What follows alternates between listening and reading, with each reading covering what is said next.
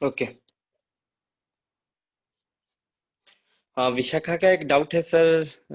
कल जो आपने ग्रुप पे भेजा था उसका उसमें से नोट्स निकालना है क्या?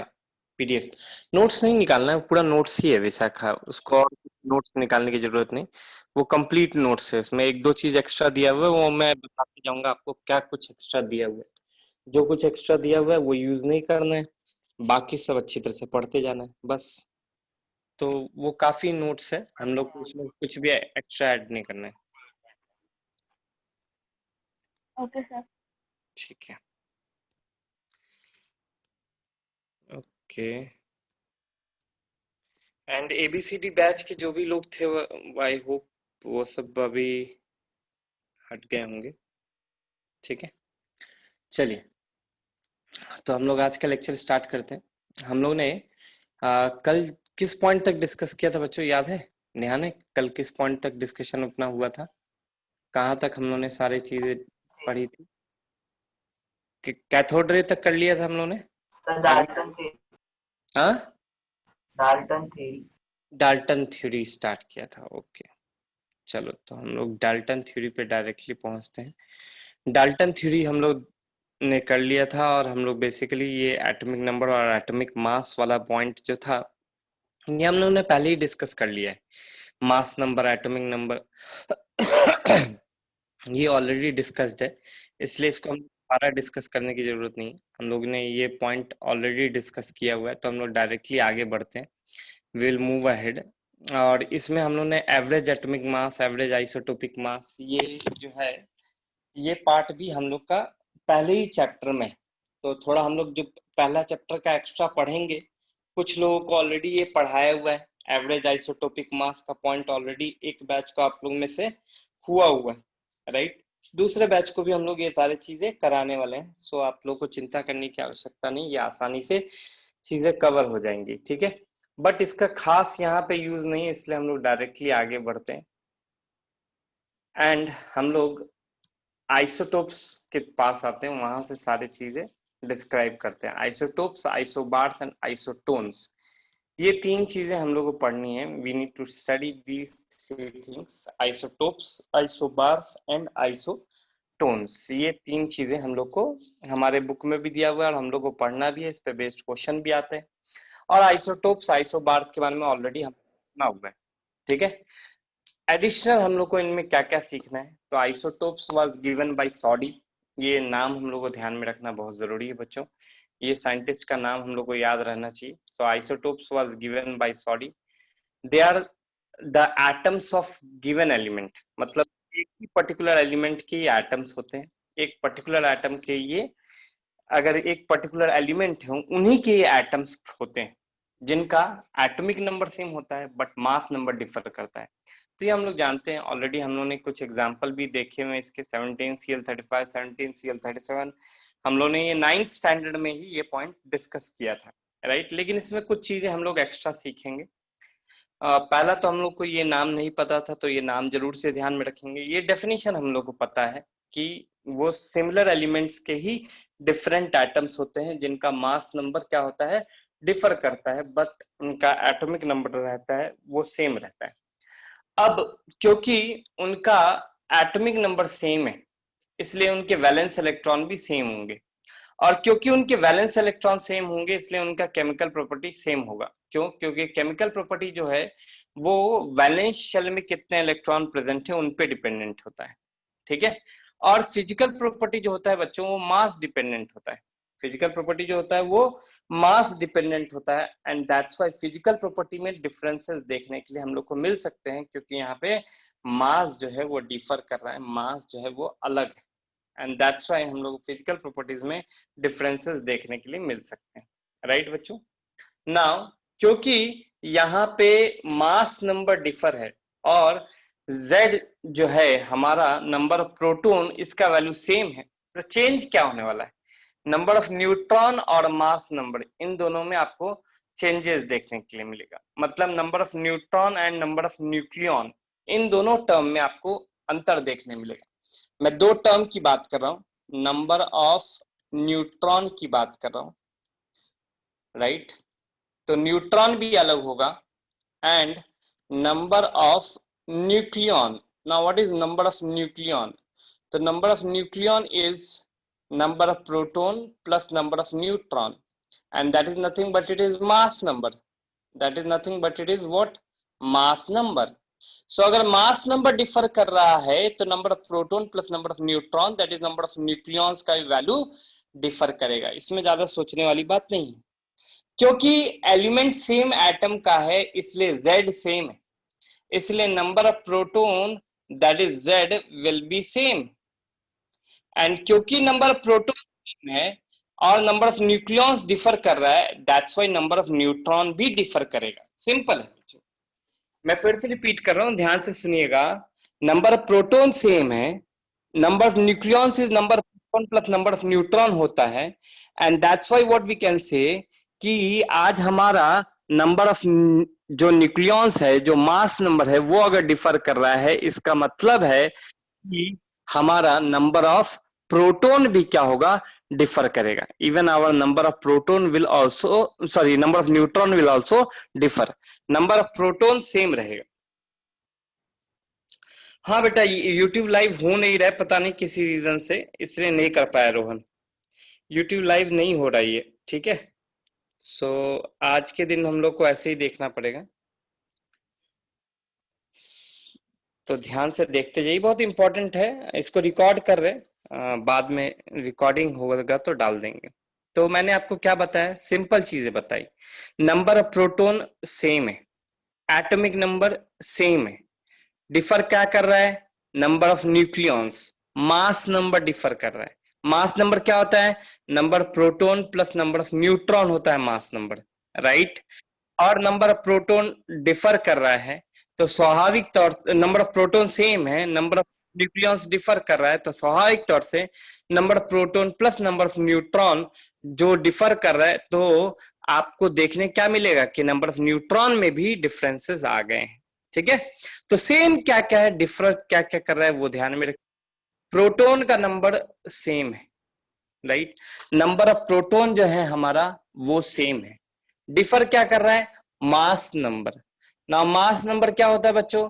What is mass number? Mass number is number of nucleons. Nucleons मतलब न्यूक्लियस में रहने वाले चीज। न्यूक्लियस में कौन कौन रहता है? प्रोटॉन रहता है और न्यूट्रॉन रहता है।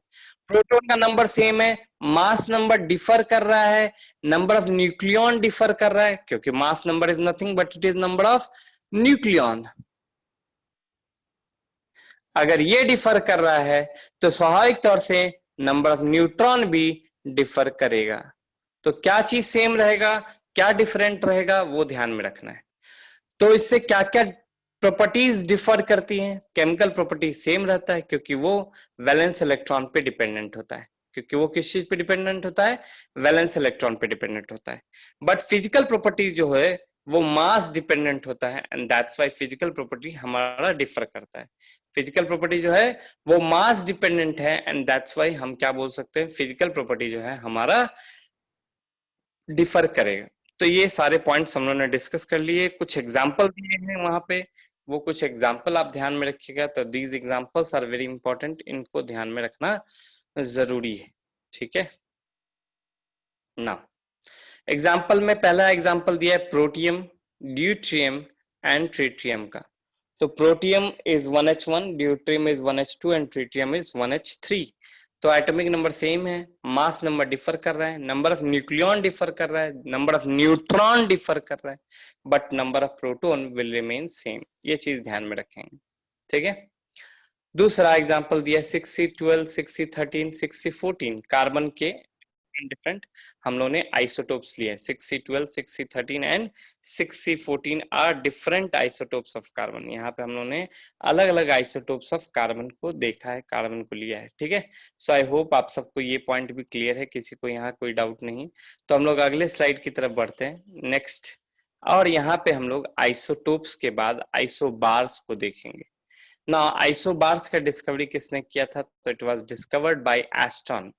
सो एस्टन के द्वारा ये डिस्कवर किया गया था आइसोबार। ना आइसोबार क्या होते हैं? They are element of atoms of different element, अलग अलग एलिमेंट के एटम्स होते हैं। They are atoms of different element. देखिए यहाँ पे हमने हाइड्रोजन का एटम लिया है, यहाँ हमने हीलियम का एटम लिया है, तो they are atoms of different element but their mass number is same. But उनका मास नंबर क्या है बच्चों? सेम है। उनका मास नंबर का जो वैल्यू होगा वो क्या होगा बच्चों? वो वैल्यू सेम होगा, ये समझ के रखेंगे। So there mass number value will remain same, mass number value change नहीं करेगा, ठीक है। तो ये ध्यान में रखना हम लोग को जरूरी है कि उनका मास नंबर का जो वैल्यू होगा बच्चों वो सेम होगा, वो डिफर नहीं करेगा। सो दिस इज वेरी इंपॉर्टेंट, ठीक है।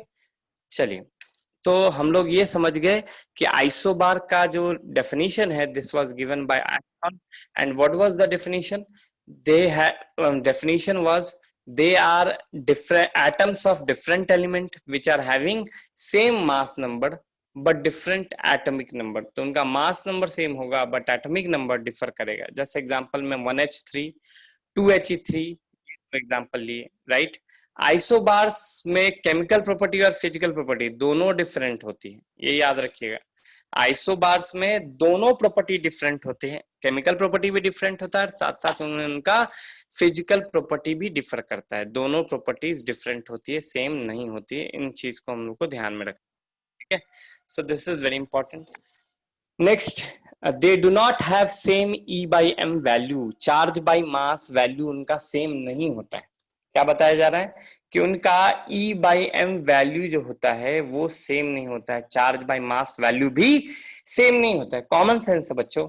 अगर मान लीजिए आपके पास number of neutron number of proton differ करेगा, क्योंकि आपका एटॉमिक नंबर डिफर कर रहा है, आप अलग अलग एलिमेंट्स के हैं, तो आपका स्वाभाविक तौर से नंबर ऑफ प्रोटॉन में डिफरेंसेस आएंगे।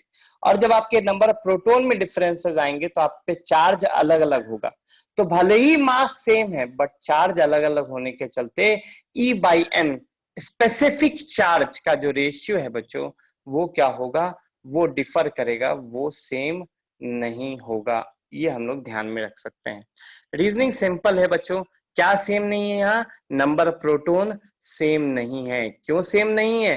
क्योंकि ये एटम्स ऑफ डिफरेंट एलिमेंट की बात कर रहे हैं। Why they are not same? Because we are talking about the atoms of different element. हम लोग यहाँ एटम्स ऑफ डिफरेंट एलिमेंट्स की बात कर रहे हैं, एंड इसीलिए इसी रीजन से बच्चों हम लोग यहाँ समझ सकते हैं कि इनका नंबर ऑफ प्रोटॉन का जो वैल्यू होता है वो सेम नहीं होता है, राइट। एंड क्योंकि इनके नंबर ऑफ प्रोटॉन का वैल्यू सेम नहीं होता है, एंड दैट्स व्हाई इन पे चार्ज भी जो होता है वो सेम नहीं होगा। क्यों? क्योंकि चार्ज किसके चलते हो रहा है न्यूक्लियस में? तो चार्ज हो रहा है due to the presence of proton inside the nucleus.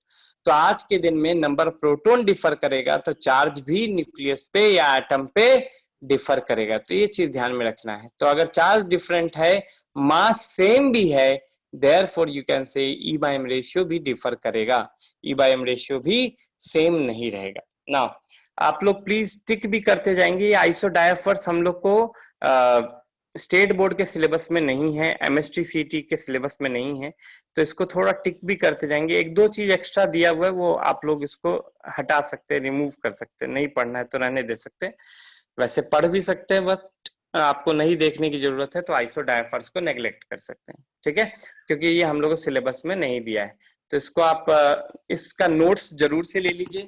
इस नोट्स में जो जो चीज एक्स्ट्रा दिया है वो कट कर देंगे हम लोग, या ये एक्स्ट्रा मतलब एक्स्ट्रा नहीं है बच्चों, this is more you can से। ये नोट्स जो है हम लोगों ने दोनों चीज के लिए बनाया है, जेई और एमएसटी सीटी दोनों के लिए एप्लीकेबल, एंड दैट्स वाई हम लोग को ये समझ के रखना है बच्चों कि ये नोट्स हम लोग को दोनों जगह हेल्प करेगा, एंड इसलिए हम लोग ने यहाँ से ये चीजें हटाई नहीं।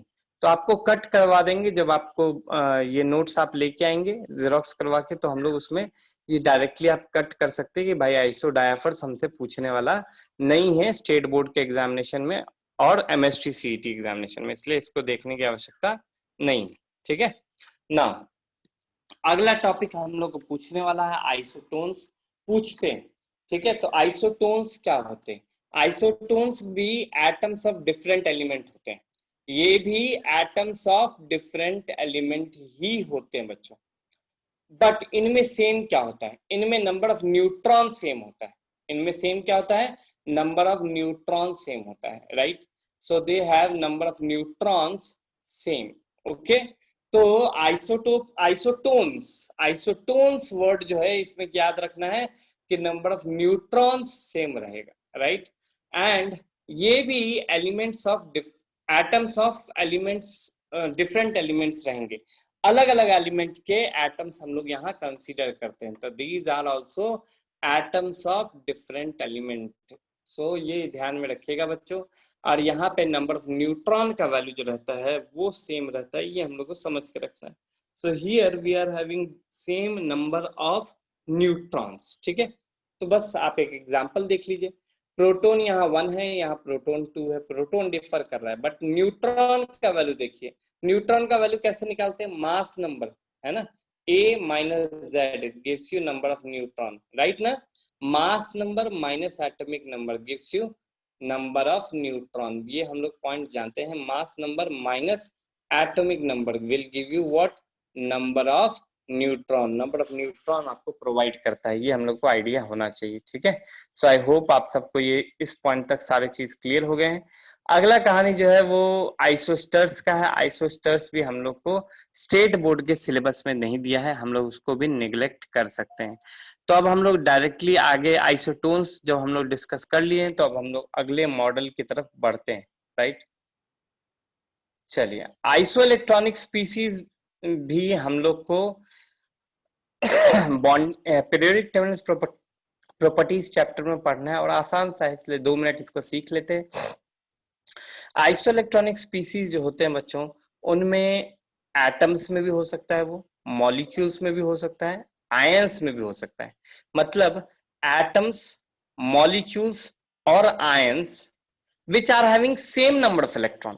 जैसे यहाँ आर्गॉन एक एटम है, Cl माइनस एक आयन है, दोनों में नंबर ऑफ इलेक्ट्रॉन्स का वैल्यू क्या है बच्चों, सेम है। आर्गॉन और Cl माइनस दोनों में नंबर ऑफ इलेक्ट्रॉन का वैल्यू क्या है बच्चों, सेम है। And that's why what we will say कि भाई इनके पास सिमिलर नंबर ऑफ इलेक्ट्रॉन्स का प्रेजेंस है, इनके पास same number of electron present है, ठीक है।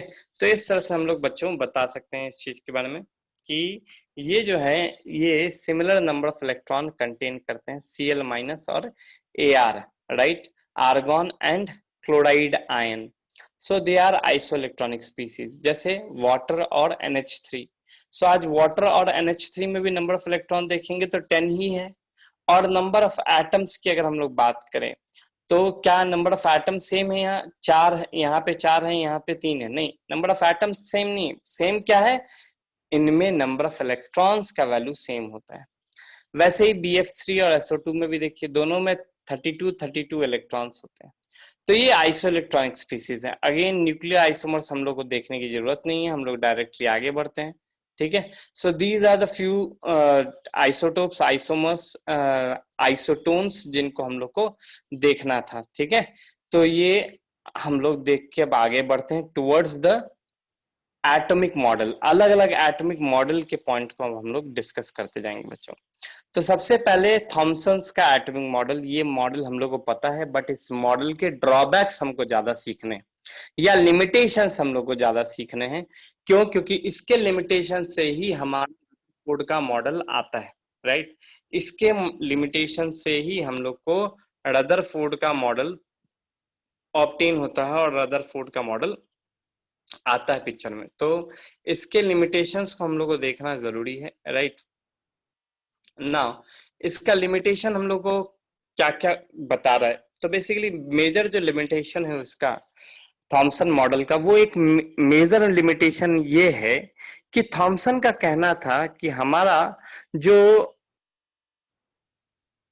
एटम है वो एक पॉजिटिवली चार्ज स्फीयर है, ऐसा सोचना था। पॉजिटिवली चार्ज स्फीयर है और उसमें इलेक्ट्रॉन्स एम्बेडेड है। उसमें उसका क्या थॉट था कि उनमें इलेक्ट्रॉन्स एम्बेडेड है, ऐसा उसका सोचना था। बट ऐसा सही नहीं है। अगर ऐसा होता तो रदरफोर्ड के अल्फा रे स्कैटरिंग एक्सपेरिमेंट में, रदरफोर्ड के अल्फा रे स्कैटरिंग एक्सपेरिमेंट में क्या होता बच्चों, सारे के सारे हमारे अल्फा रे जो पॉजिटिवली चार्ज हैं वो क्या हो जाने चाहिए थे, रिबाउंड हो जाने चाहिए थे। क्यों? क्योंकि वो जब इस स्फेयर से कोलाइड करते तो वो रिबाउंड हो जाने चाहिए थे, but maximum alpha particle straight move away कर जाता है। मैक्सिमम अल्फा पार्टिकल जो है वो स्ट्रेट मूव कर जाता है। एंड दैट्स वाई बच्चों ये कहना सही नहीं होगा कि हमारे पास एक पॉजिटिवली चार्ज स्फेयर है, दैट इज रॉन्ग टू से, राइट। तो ये एक मेजर ड्रॉबैक था। दूसरा क्या था, ये एक स्टैटिक मॉडल था जिसमें उन्होंने इलेक्ट्रॉन के मोशन की बात ही नहीं सोच रहे थे, राइट। इलेक्ट्रॉन के मोशन के बारे में सोच ही नहीं रहे थे, इलेक्ट्रॉन मूव कैसे कर रहा है इसके बारे में कोई जानकारी नहीं ले रहे थे। तो बच्चों हम लोग ये समझ के रखना है, ये एक स्टैटिक मॉडल है था और ये एक डायनेमिक मॉडल नहीं था। यहाँ पे इलेक्ट्रॉन के मोशन की बात नहीं की जा रही थी। तो ये सब मेजर डिमेरिट्स थे अगर हम लोग देखें इस मॉडल के, ठीक है। तो ये दोनों डिमेरिट्स के बेसिस पे ही रदरफोर्ड ने अपना जो अल्फा रे स्कैटरिंग एक्सपेरिमेंट है वो किया है, ठीक है। तो अल्फा रे स्कैटरिंग एक्सपेरिमेंट कैसे किया गया वो आपको आइडिया है ही, 9th स्टैंडर्ड में आपने सीखा था। सिंपल था कि हमने एक अल्फा रे प्रोड्यूस करने वाला सोर्स रेडियम ले लिया था और उस रेडियम के थ्रू हम लोग एकदम thin line of alpha particle pass कर रहे थे। क्यों थिन लाइन हमको मिल पा रहा था, कैसे थिन लाइन मिल पा रहा था, हम लोग ने एक स्लिट सिस्टम लगाया था। ये स्लिट सिस्टम क्या करता था, बाकी लाइंस को एब्जॉर्व कर लेता था और बस एक पतले से लाइन को पास होने देता था जो गोल्ड फॉयल से पास होता था। अब उसमें 95% हम लोग को अल्फा, मैक्सिमम अल्फा पार्टिकल हम लोग को पता थे कि क्या हो जा रहे थे, स्ट्रेट मूव कर जा रहे थे, राइट। दे मूव, वो मैक्सिमम अल्फा पार्टिकल जो है वो स्ट्रेट मूव कर जा रहे थे। कुछ एक अल्फा पार्टिकल डिफ्लेक्ट करते थे, right, with small angles, and out of 10,000 one alpha particle was deflected back या विल रिबाउंड बैक। तो सुनिए, तीन सिनेरियो हुए। Maximum alpha particle straight line में मूव कर जा रहे थे। दूसरा सिनेरियो, कुछ एक अल्फा पार्टिकल जो है स्मॉल एंगल से डाइवर्ट करते थे और कुछ एक अल्फा पार्टिकल लार्जर एंगल से मूव अवे कर जाते थे। एंड 10,000 में एक, out of 10,000 alpha particle, one alpha particle ऐसा जाता था जो रिबाउंड कर जाता था, ठीक है। वो अल्फा पार्टिकल क्या हो जाता था बच्चों, रिबाउंड कर जाता था। तो ऐसा क्यों हो रहा था एंड इससे क्या क्या कंक्लूजन, ये तो ऑब्जर्वेशन हो गया, तो यहाँ ऑब्जर्वेशन लिखा हुआ है बच्चों, और इससे क्या कंक्लूजन निकला वो भी हम लोग को देखना है, ठीक है। So this was the observation, this observation we have already understood. ये 9th स्टैंडर्ड में भी ये ऑब्जर्वेशन हम लोग ने देखा हुआ है। अगर याद हो 9th स्टैंडर्ड में भी आपने रदरफोर्ड मॉडल डिस्कस किया था, वहां पे भी आपने ये ऑब्जर्वेशन ऑलरेडी देखा हुआ है, इसलिए इस ऑब्जर्वेशन के बारे में हम लोग ज्यादा सोचने की आवश्यकता नहीं। तो क्या था, 20,000, अच्छा 10,000 नहीं, 20,000 में से एक अल्फा पार्टिकल रिबाउंड बैक हो रहा था 180 डिग्री से। कुछ स्मॉलर एंगल से डिफ्लेक्ट हो रहे थे, कुछ लार्जर एंगल से डिफ्लेक्ट हो रहे थे, ऐसा था, ठीक है। तो इससे कंक्लूजन क्या निकाला गया, क्योंकि मैक्सिमम अल्फा पार्टिकल पास कर जा रहा था स्ट्रेट लाइन में, सो इससे कंक्लूजन ये निकला कि जो हमारा अल्फा पार्टिकल है नहीं, जो हमारा एटम है, उस एटम में बहुत सारे एम्प्टी स्पेस है एंड इसलिए मैक्सिमम अल्फा पार्टिकल क्या कर रहा है, स्ट्रेट पास कर जा रहा है। ऐसा नहीं है कि ये पॉजिटिवली चार्ज स्फीयर से बना हुआ है, नहीं, इसमें बहुत सारे क्या है, एम्प्टी स्पेस है, लार्ज एम्प्टी स्पेस है इस एटम के अंदर, इसलिए मैक्सिमम अल्फा पार्टिकल क्या है, स्ट्रेट लाइन में मूव कर जा रहा है without any deflection. Now second point क्या बताया, since few alpha particles are deflected from their original path through moderate angle। Second point बताया था कि कुछ अल्फा पार्टिकल कुछ पर्टिकुलर एंगल से मूव करेंगे, right. It was concluded that positive charge, अब ये डिफ्लेक्शन तो तभी हो सकता है जब कोई पॉजिटिवली चार्ज सब्सटेंस वहां प्रेजेंट हो। क्यों? क्योंकि अल्फा पार्टिकल भी एक पॉजिटिवली चार्ज सब्सटेंस है। अब एक पॉजिटिवली चार्ज सब्सटेंस दूसरे पॉजिटिवली चार्ज सब्सटेंस के प्रेजेंस में आएगा तभी ना डिफ्लेक्शन देखने के लिए मिलेगा। सो आज के दिन में अल्फा पार्टिकल डिफ्लेक्ट हो रहा है, ये हम लोग समझ कैसे सकते हैं, this can be understood by the help of कि भाई हमारा जो अल्फा पार्टिकल डिफ्लेक्ट हो रहा है, श्रुति प्लीज वीडियो ऑफ रखेंगे, श्रुति वीडियो ऑफ कीजिए।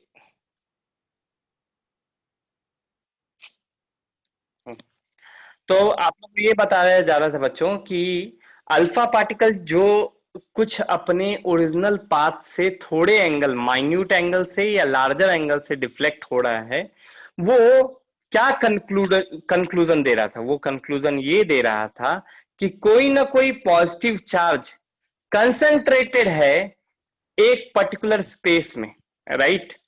जो जिसके चलते पॉजिटिवली चार्ज अल्फा पार्टिकल में डिफ्लेक्शन देखा जा रहा है, जिसके चलते पॉजिटिवली चार्ज अल्फा पार्टिकल में क्या देखा जा रहा है बच्चों? डिफ्लेक्शन देखने के लिए मिल रहा है। Now whenever alpha particle come closer to this point, जब भी अल्फा पार्टिकल इस पॉइंट के नजदीक आता है, they suffer a force of repulsion and deviate from their path.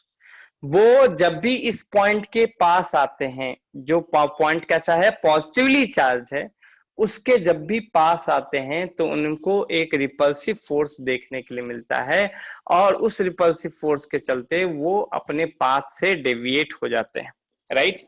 They deviate from their path, ये पॉइंट बताया गया। Now next, the positively charge जो अल्फा पार्टिकल है वो खुद हेवी होता है। ध्यान से सुनिए, अल्फा पार्टिकल जो है वो खुद एक हेवी पॉजिटिवली चार्ज पार्टिकल है। उसको डिफ्लेक्ट करने के लिए हमारा जो पॉजिटिव सेंटर है जिससे डिफ्लेक्शन देखने के लिए मिल रहा है, वो जरूर से ज्यादा हेवी होना चाहिए, वो जरूर से ज्यादा हेवी होना चाहिए, तभी ये डिफ्लेक्शन हम लोग को देखने के लिए मिल सकता है। ठीक है बच्चों, तो ये चीज भी हम लोग समझ के रखेंगे कि ये डिफ्लेक्शन तभी हम लोग को देखने के लिए मिल सकता है जब हमारा जो पॉजिटिवली चार्ज सेंटर है जिससे डिफ्लेक्शन हो रहा है वो खुद भी बहुत ज्यादा हेवी हो। क्यों? क्योंकि आप एक हेवियर अल्फा पार्टिकल को डिफ्लेक्ट करवा रहे हैं। ठीक है, आप एक हेवियर अल्फा पार्टिकल को डिफ्लेक्ट करवा रहे हैं, इसलिए अगर आप उस अल्फा पार्टिकल में डिफ्लेक्शन देख रहे हैं तो आपको कंक्लूड ये करना चाहिए कि वो जिस सब्सटेंस से डिफ्लेक्ट हो रहा है वो भी क्या होना चाहिए? हेवी होना चाहिए। That should also be heavy in nature. ठीक है, तो ये ध्यान में रखना बच्चों। तो the positively charge heavy mass which occupies only a small volume in an atom is called nucleus. अब उसका नाम दिया उन्होंने, क्या नाम दिया?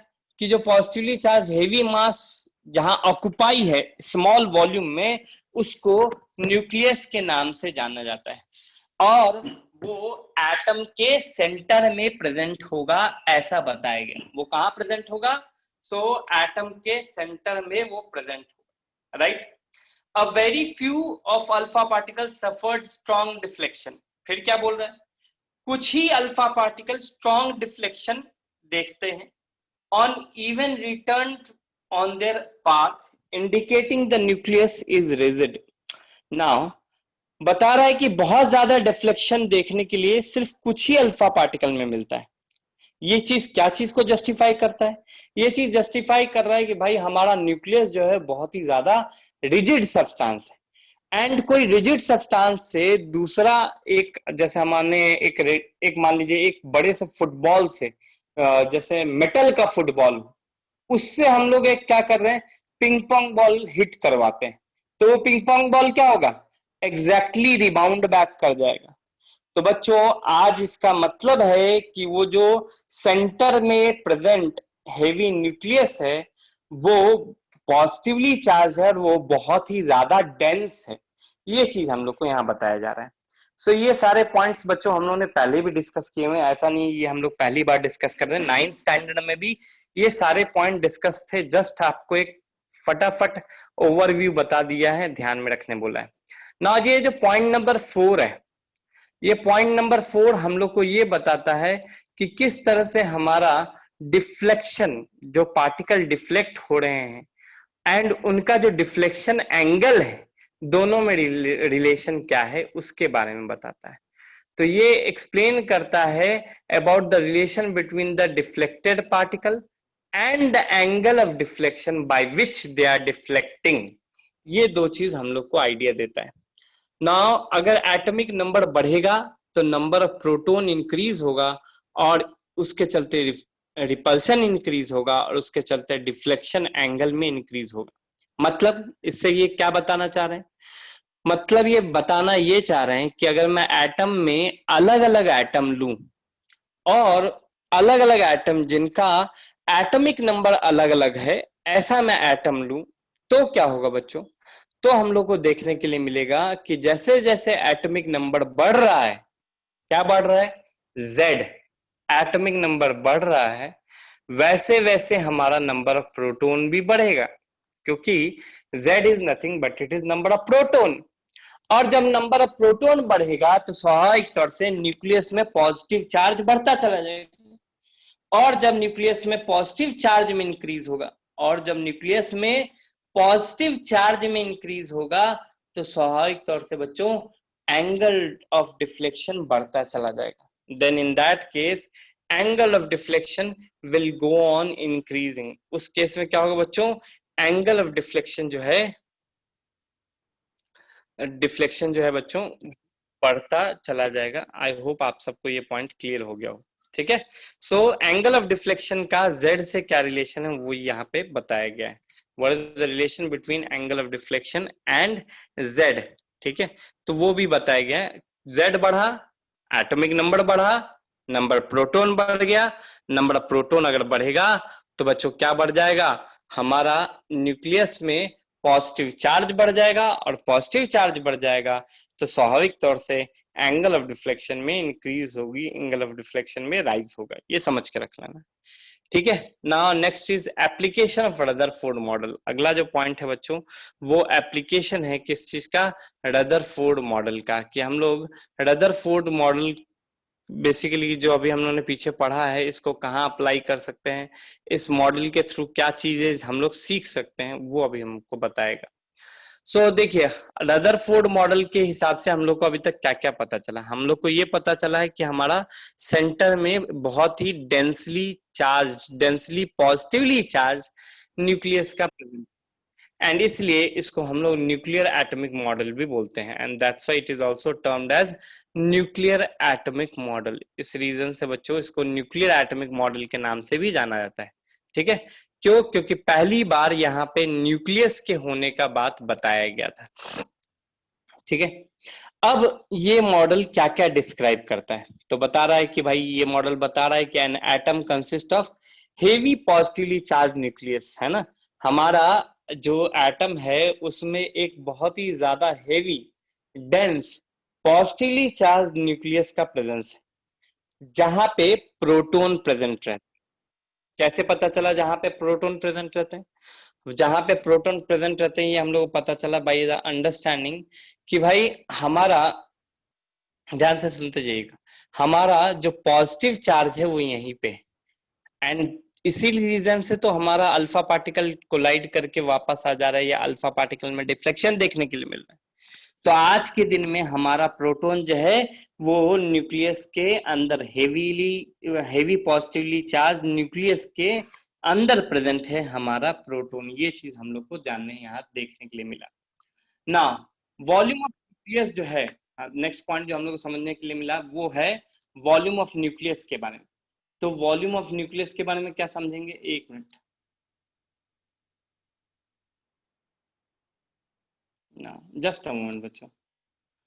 मैं थोड़ा सा ये चैट को जो है ये प्राइवेट कर, ओनली टू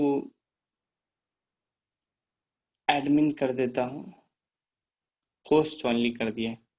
ठीक है, क्योंकि बीच में कोई तो बच्चा आया था घूमने के लिए, ट्रिपल ए। चलिए अब हम लोग ध्यान देते हैं फर्दर। नेक्स्ट पॉइंट क्या है कि volume of the nucleus is very small, है ना। Volume of the nucleus is very very small, और ये रिलेशन हम लोग को ध्यान में रखना चाहिए। ये जो वैल्यूज हैं, radius of nucleus and radius of atom, ये दोनों वैल्यू हम लोग को याद रखना चाहिए बच्चों। तो पाया गया कि न्यूक्लियस का जो रेडियस है वो किस ऑर्डर में रहता है? 10⁻13 सेंटीमीटर के ऑर्डर में रहता है, और रेडियस ऑफ जो एटम होता है that is in the order of 10⁻8 centimetre. तो ये दोनों वैल्यू हम लोग को ध्यान में रखना चाहिए कि भाई हमारा एटम का जो रेडियस है वो 10⁻8 है, और न्यूक्लियस का जो रेडियस है that will be in the order of 10⁻13। इन दो ऑर्डर में हम लोग को ये मिलता है, ये चीज हम लोग को समझ के रखना चाहिए। ठीक है, सो आई होप आप सबको ये पॉइंट क्लियर है।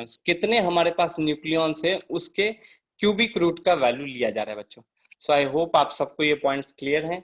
ये फॉर्मूला सिंपल है, यहाँ पे आपको इस फॉर्मूले के थ्रू आप आसानी से रेडियस ऑफ न्यूक्लियस को कैलकुलेट कर सकते हैं by the help of mass number. Mass number is nothing but it is the number of nucleon itself. Mass number क्या हमको बताता है, नंबर ऑफ न्यूक्लियॉन के बारे में बताता है। तो ये सारे पॉइंट रदरफोर्ड के मॉडल से हम लोग को जानने के लिए मिले, तो ये सारे पॉइंट हम लोग को ध्यान में रखने हैं। These are very important points.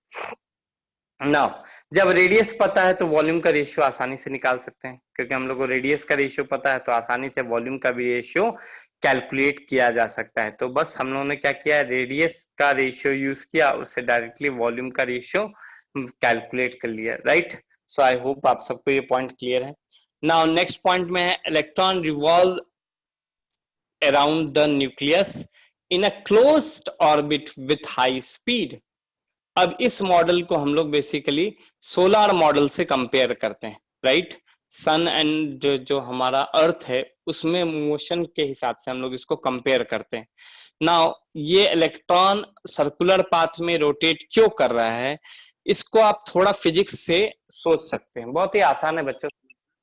आप मान लीजिए आपके पास एक न्यूक्लियस है और उस न्यूक्लियस के अराउंड आपका इलेक्ट्रॉन रिवॉल्व कर रहा है, ऐसा आप सोच रहे हैं। क्यों सोच रहे हैं, क्योंकि इलेक्ट्रॉन अगर सिर्फ एटम में रहता तो वो न्यूक्लियस में समा जाता, वो न्यूक्लियस के कांटेक्ट में आ जाता, बट वो न्यूक्लियस के कांटेक्ट में नहीं आता है। क्यों नहीं आता है वो न्यूक्लियस का कांटेक्ट में, तो बेसिकली कैसा है बच्चों, वो इलेक्ट्रॉन न्यूक्लियस को अगर देखा जाए तो हमारा ये इलेक्ट्रॉन न्यूक्लियस के कांटेक्ट में इसलिए नहीं आएगा क्योंकि ये एक सर्कुलर पाथ पे रोटेट होता है, और जब भी कोई बॉडी सर्कुलर पाथ पे रोटेट हो तो आउटवर्ड डायरेक्शन में भी एक सेंट्रीपिटल फोर्स लगता है, और इनवर्ड डायरेक्शन में सेंट्रीफ्यूगल फोर्स जो पहले से लग रहा है उसको वो क्या करता है, ओवरकम कर लेता है या इक्वेट कर लेता है। एंड दैट्स व्हाई हमारे इलेक्ट्रॉन को न्यूक्लियस में जाने की जरूरत नहीं पड़ती।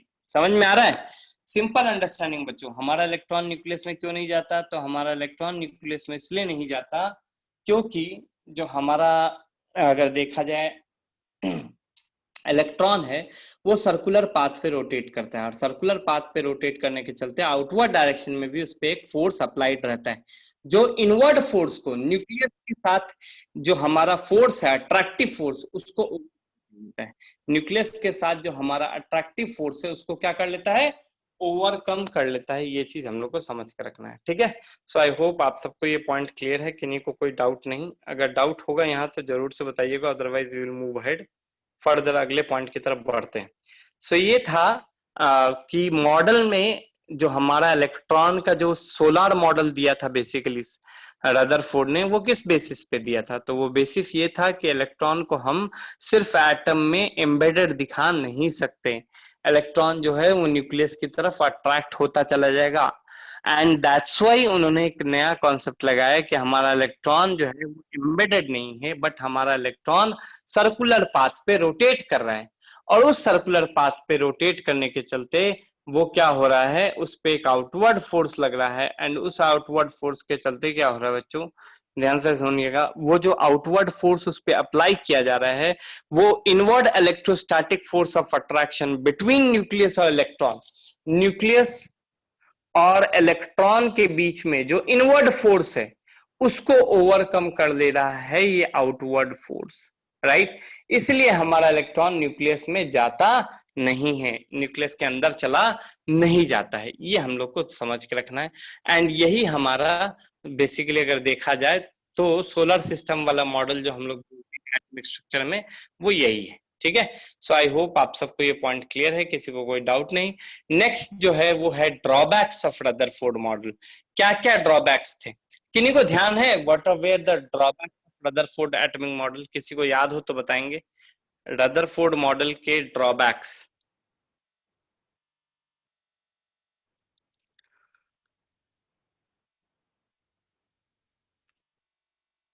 किसी को याद है? हैंड रेस करके बता सकते हैं, किन्हीं को भी ध्यान हो तो। Drawbacks of Rutherford atomic model, ठीक है, किसी ने चैट बॉक्स पे लिखा है।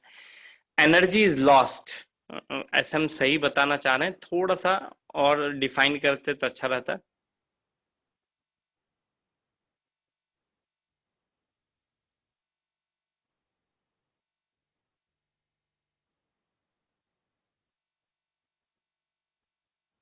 कोई बताएगा? और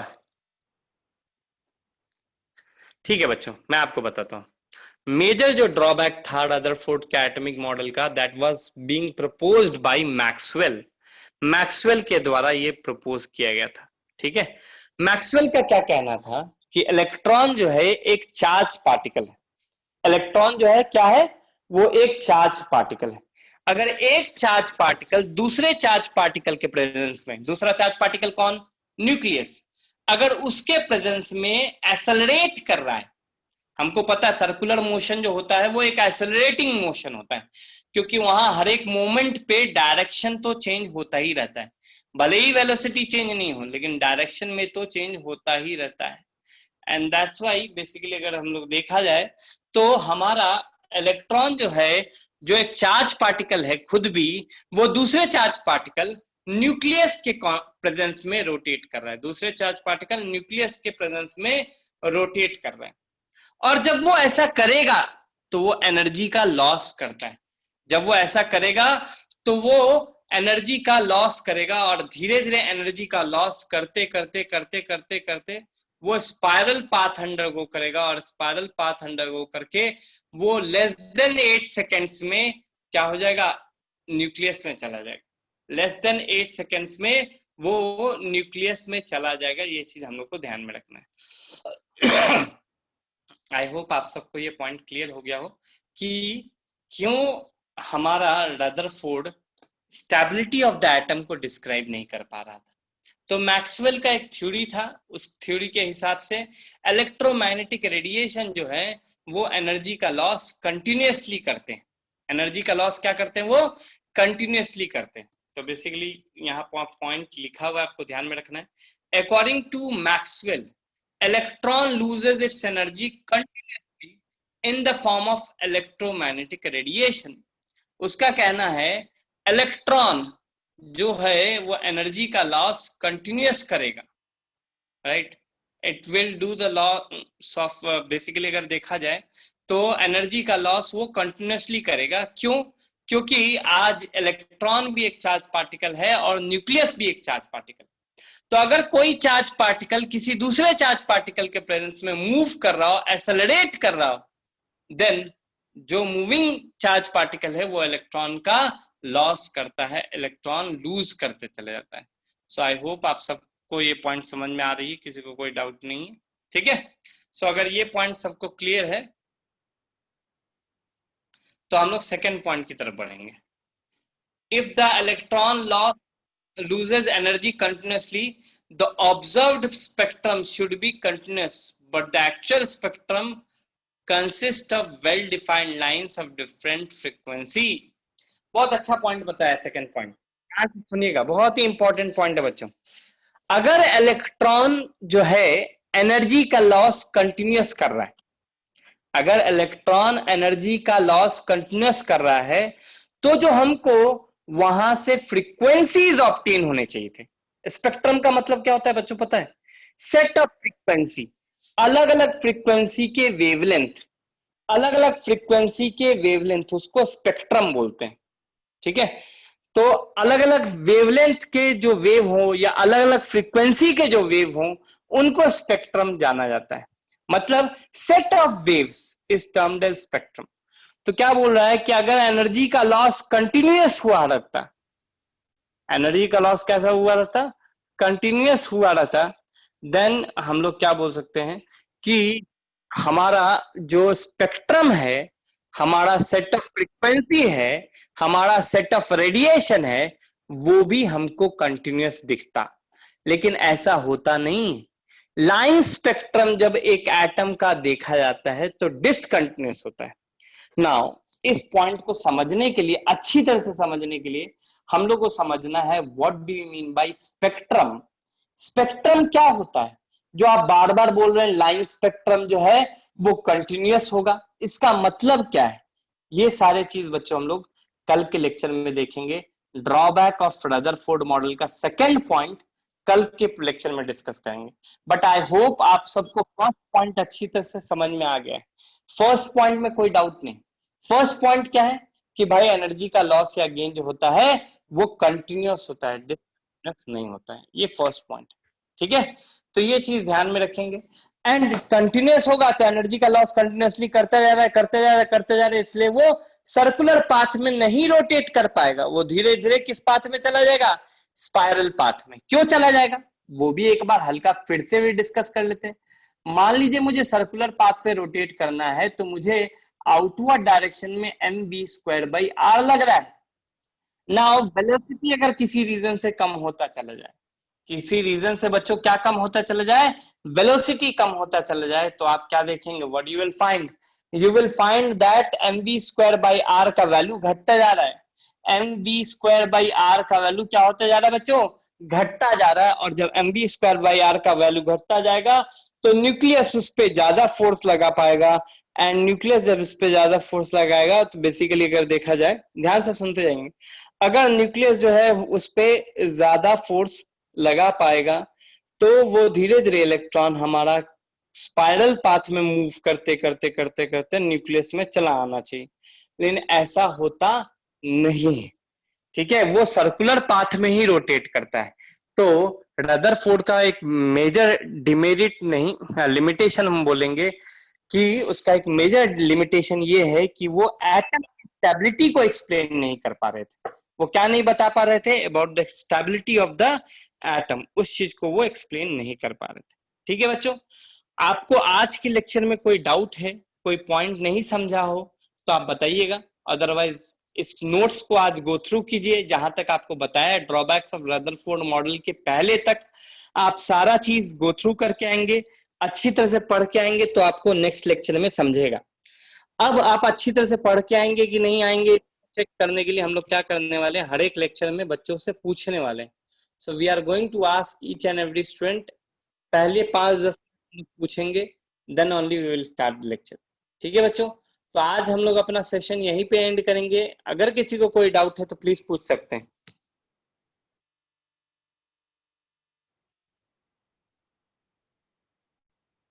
ठीक है बच्चों, फिर हम लोग अभी जो एबीसीडी बैच वाले हैं शायद उनका देख वो रहेगा भी, आप लोग अभी। ठीक है बच्चों, you all can leave right now.